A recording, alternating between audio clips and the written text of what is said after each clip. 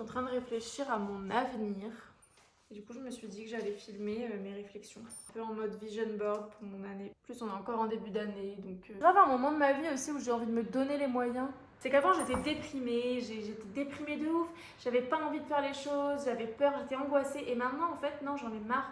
Ça fait 2 ans, là, que je change cette dynamique. Et en fait, j'ai envie de me donner les moyens. J'ai pas envie de rester toute ma vie. J'ai plein de rêves, j'ai plein d'idées, une tonne d'idées. J'ai envie de me donner les moyens de les réaliser.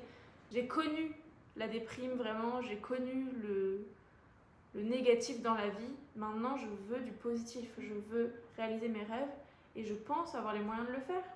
En fait, j'avais vu une vidéo qui m'inspirait de Ruby Pigeon. Je sais pas si vous connaissez Ruby Pigeon, c'est une youtubeuse que je suis depuis un moment. Elle a mis un peu un plan.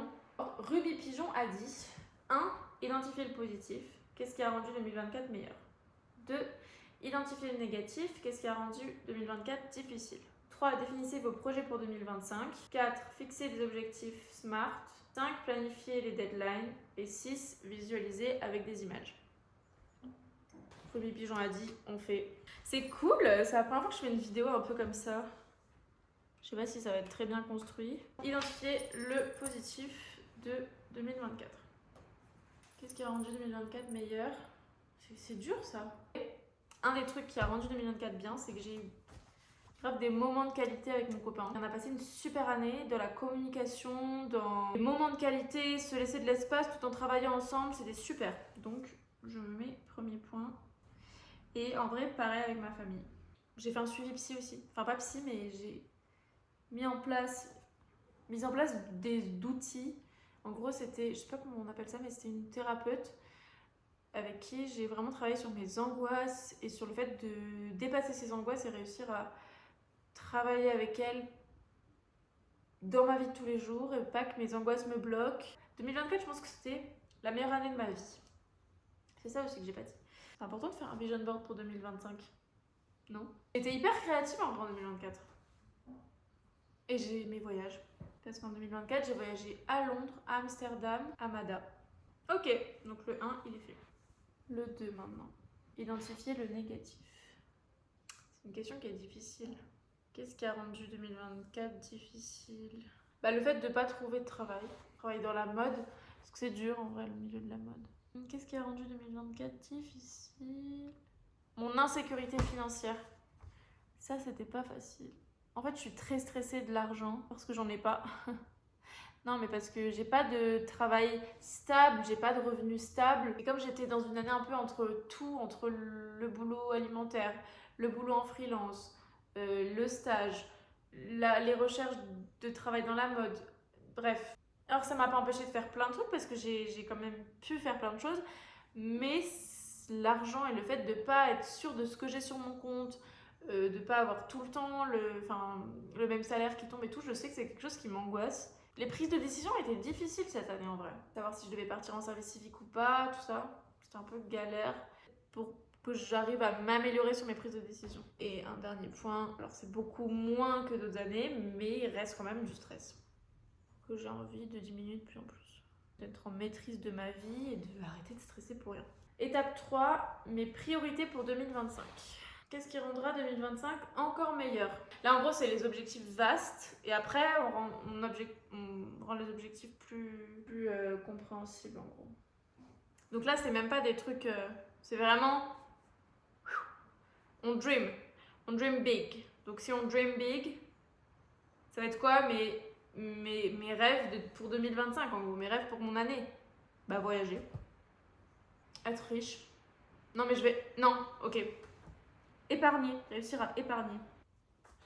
Continuer mon travail sur moi. Quand j'entends travail sur moi, j'entends être la meilleure version de moi-même, réussir à moins stresser. Je dream big, commencer à vraiment, alors je vais pas dire avoir 1 million d'abonnés, mais en dire sur les réseaux et sur YouTube. C'est un truc qui peut grave être réalisable dans l'année 2025 en vrai. Prendre de l'expérience dans la mode. M'améliorer dans la mode. Réussir à garder ma relation saine. Ça, ce sera vraiment une grosse priorité si je vais au Sri Lanka pendant toute l'année. Ça peut être ma priorité peut-être une de mes priorités, de garder ma relation, quoi. C'est un truc sur lequel j'ai envie de travailler. Quoi d'autre? Je pense que c'est pas mal déjà. En gros, maintenant j'ai mes objectifs j'ai mes objectifs pour 2025, qui sont ceux que je viens de dire dans le point 3. Et le point 4, ça va être de faire un SMART, spécifique, mesurable, atteignable, réaliste, temporel. Fixer plus de spécificité en fait dans tes objectifs. Donc en mode épargner, mon objectif d'épargner, et ben il faut que je me dise que si j'ai un salaire, c'est 10% de mon salaire que j'épargne, minimum. Donc en fait le 5 c'est faire les deadlines. Je peux planifier mon truc en mode je veux que j'ai au moins 2 vidéos par mois sur YouTube. Ouais, ça je peux grave le planifier. Prendre en expérience et m'améliorer dans la mode et prendre en connaissance dans la mode. Je peux me fixer, à partir de maintenant, que je regarde au moins 2 documentaires de mode par mois. Là, en gros, là on a fait tous les objectifs et demain, parce que là je peux plus, on se retrouve pour les images, la meilleure partie en vrai.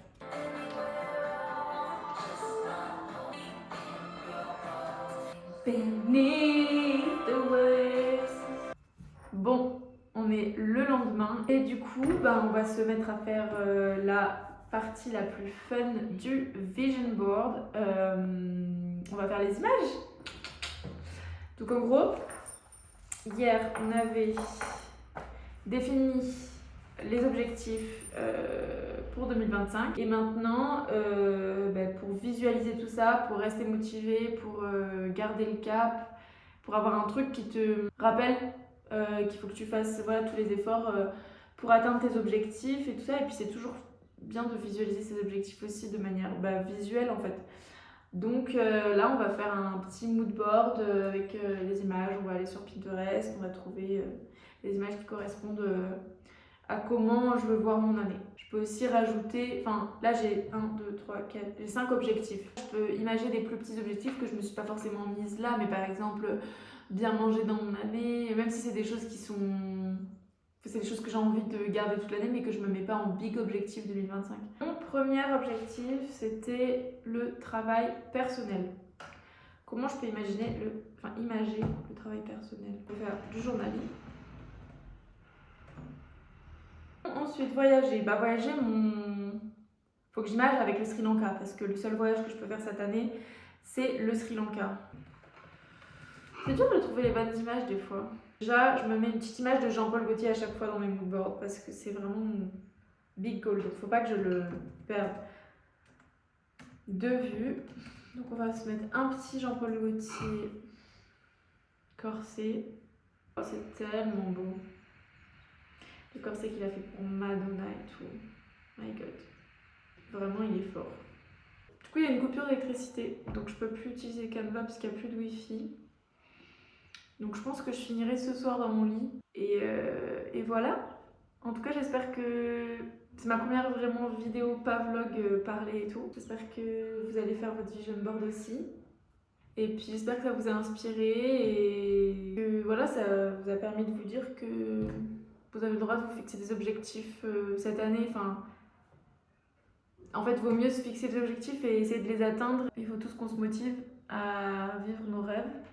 C'est un peu cliché, mais c'est vrai, c'est trop cool. Il vaut mieux faire ça que d'être stressé par le futur parce qu'on ne sait pas où on va.